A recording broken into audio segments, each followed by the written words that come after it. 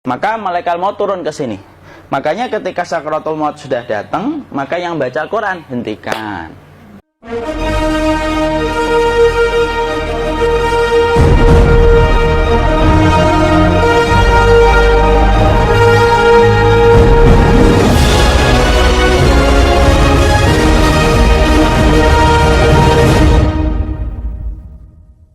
Maka malaikat maut turun ke sini.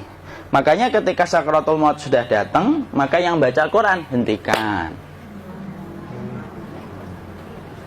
Kenapa? Oh, memang gitu ya. Jangan semakin kenceng. Ayo Pak, insya Allah Pak, gitu. Al-Baqarah Pak, Al-Baqarah Pak. Al-Kahfi, Al-Kahfi. Enggak lah. Yang baca Quran berhenti dulu. Kemudian digantikan dengan kita mentalkin. Antum agak ke sana dikit. Masya Allah ya. Orang yang meninggalnya kooperatif ini.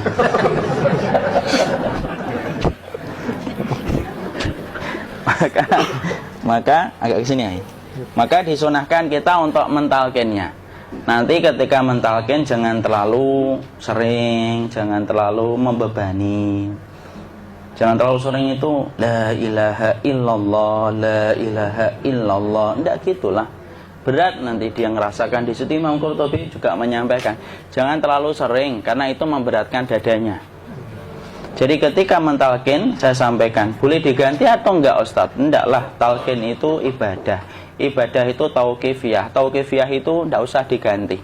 Karena Rasulullah mengatakan lakinu ala mautakum la ilaha illallah. Talkin orang yang meninggal di antara kalian dengan la ilaha illallah. Enggak usah diganti Allah Ustadz yang lebih singkat, lebih pendek. Tidak usah. Subhanallah Ustaz, tidak usah. Kenapa? Karena talqin sudah ditetapkan ucapannya oleh Nabi, begitulah kita mencontohnya. Jadi tidak usah diganti. Cara mentalqin, jadi kalau keadaan sudah tenang, tolong kalau sudah sakaratul maut jangan ditinggalkan. Karena sesungguhnya pertempuran setan itu pada detik-detik kematian semacam ini. Dan betul-betul berusaha untuk menjadikan dia murtad. Nanti makanya di situ di buku nanti dibahas kan pertempuran setan itu sampai detik-detik orang mau mati itu sudah ayo kufur murtad aja tuh kamu sakit kan nah, itu kayak gitu. Makanya jangan ditinggal. Capek gitu kok nggak meninggal gitu ya. Udah gantian mas. Dan jangan kemudian meninggalkannya. Mangkat dulu gitu. Enggak lah, janganlah. Terus ditampingi terus.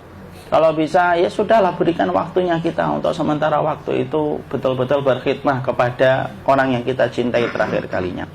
Cara kita kemudian mentalkin adalah yaitu adalah di sebelah kanannya la ilaha illallah.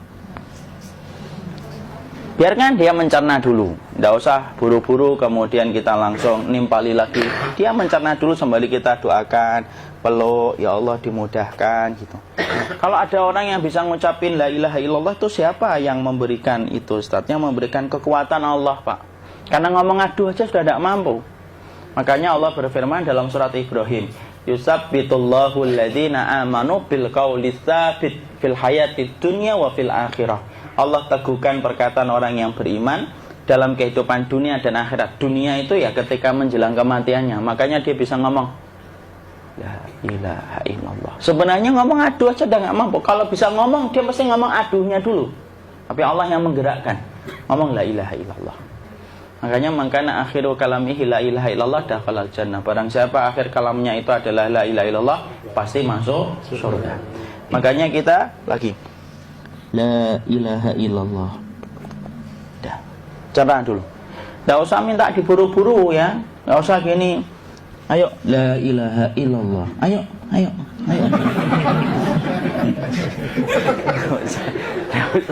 Enggak usah gitu. Ya, biarkan dia pelan-pelan gitu. Ayo tapak ya Allah capek saya Pak. Enggak usah gitu. Ya ucapkan la ilaha illallah. Kemudian dia mencerna. Lalu kalau dia sudah mengatakan, untuk mengatakan la ilaha illallah. Ya, kalau sudah mengatakan la ilaha illallah, berarti sudah. Tidak usah ditalkin lagi, tidak usah. Belum meninggal juga Ustaz? Tidak apa-apa, biarin aja. Dia di situ aja. Kecuali dia ngomong lagi dan gak usah diajak ngomong, alhamdulillah ya Pak, ya Allah gitu. Terus dia jawab, alhamdulillah. Ya.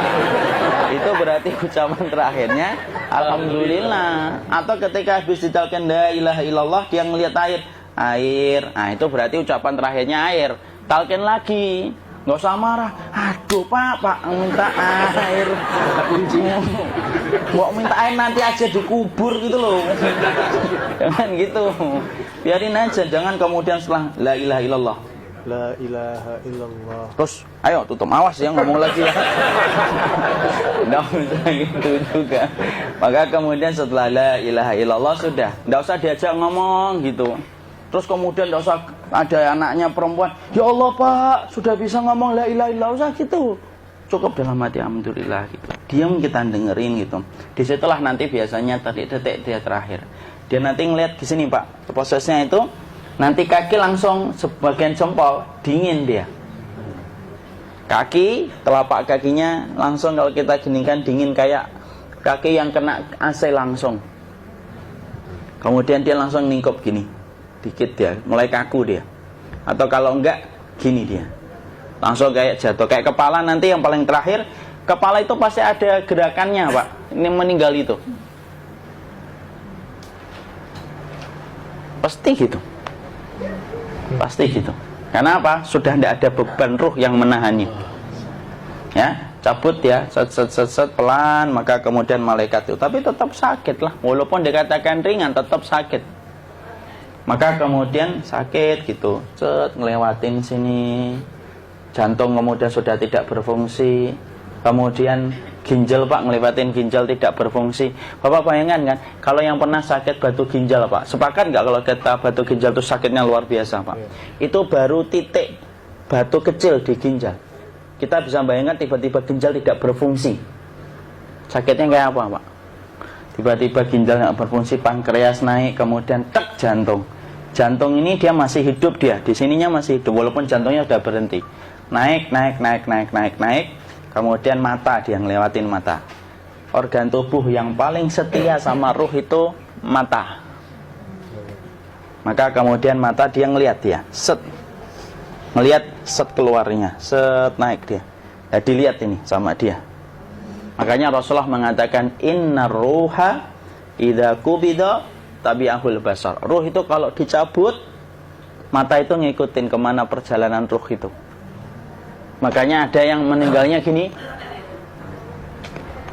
Ya itu bukan tanda su'ul khatimah. Itu tanda fitrahnya mata ngikutin ruh.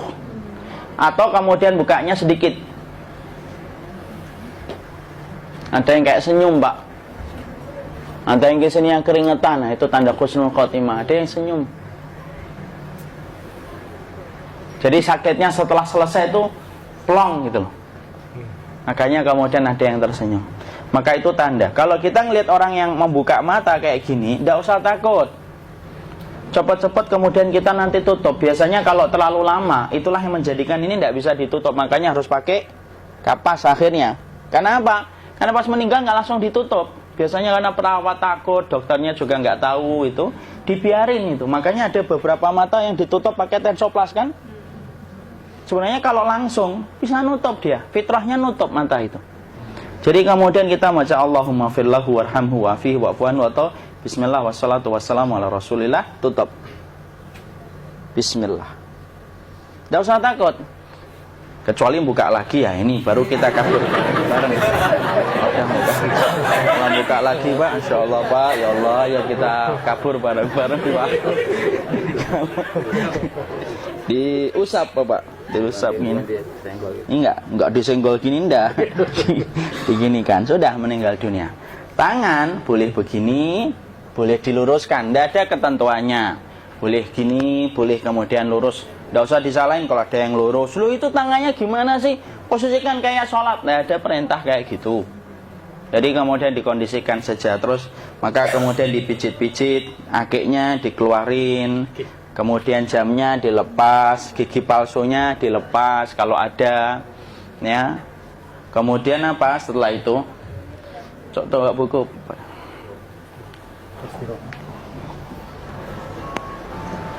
Kemudian kalau bisa awal-awal, kemudian taruh buku atau sesuatu yang agak berat di perutnya ketika baru meninggal dunia. Kenapa kemudian ditaruh kayak gini? Bukan apa-apa, supaya membantu sisa-sisa pencernaan dia untuk keluar. Nanti Pak, biasanya kalau kita taruh agak yang berat gini, atau kemudian kita gini-gini kan, ini udah makan belum Akhi? Udah makan belum makan kok udah gede ya. Maka pencet-pencet kayak gini biasanya nanti ketika dimandikan, nah pas dimandikan diginikan saja. Aduh. Nah ini dia sudah keluar di belakang, dia gini, terus nanti keluar dia. Nah ini keluar langsung di belakangnya. Dan memperlakukan orang kalau sudah meninggal dunia itu yang lembut gitu. Kenapa? Inna kasra admil mayyiti kakasri admil hayyi. Mematakan tulangnya ketika orang sudah meninggal dunia itu lebih dia rasakan sakit ketika mati daripada ketika masih hidup. Tuh Islam itu sampai sama orang mukmin itu kalau sudah meninggal aja sampai selembut itu. Kok hidup kasar itu kebangetan dia jadi orang itu. Mau sampai orang mati itu kemudian disuruh yang lembut, kalau ada aib disuruh nutup, tidak boleh diceritain. Misalkan di belakangnya beliau ini ada tompel, gagah-gagah tompelnya gede gitu, tidak boleh cerita. Masya Allah loh, sampai segitunya sunnah itu ngajarin kita untuk nutup aib. Kalau ada orang belajar sunnah sukanya buka aib, nyari-nyari kesalahan orang, sunnah yang mana dia pelajari itu saya bingung. Makanya kemudian gini, setelah selesai maka kemudian tutup dengan kain. Maaf ya Akhi ya. Nanti kalau nggak kuat napas ngomong ya. Maka ditutup kayak gini, ditempatkan kemudian jangan di tanah tapi di atas dipan. Karena apa? Syekh Abu Malik Kamal Said Salim dalam Sahih Fikih Sunnah menyampaikan supaya tidak cepat busuk. Dia taruh di atas, kemudian ditutup pakai kain apa saja ya, sembari nanti kita mempersiapkan tempat mandinya, tempat kafannya dan yang lain sebagainya. Maka kemudian kalau ada yang datang boleh dibuka, kemudian kita mencium ininya apa, kemudian keningnya, kemudian kita berdoa, nutup lagi kayak Rasulullah, ditutup. Kemudian yang datang terakhir itu salah satunya Abu Bakar, dibuka, kemudian beliau, ya Allah ya Rasulullah, engkau adalah orang yang percaya hidup dan matimu, dan tidak mungkin Allah itu mematikan engkau 2 kali ya Rasulullah. Maka kemudian ditutup kembali. Saat itu para sahabat dalam keadaan mendung semuanya. Maka disitulah kita lakukan kayak gini, ditutup gini Ustaz ya, kasihan tidak bisa nafas, insya Allah tidak butuh nafas lagi. Jadi kemudian kita semacam ini, kita persiapkan apa yang bisa kita lakukan. Nah itulah proses kematian dari sakit sakaratul maut sampai kematian.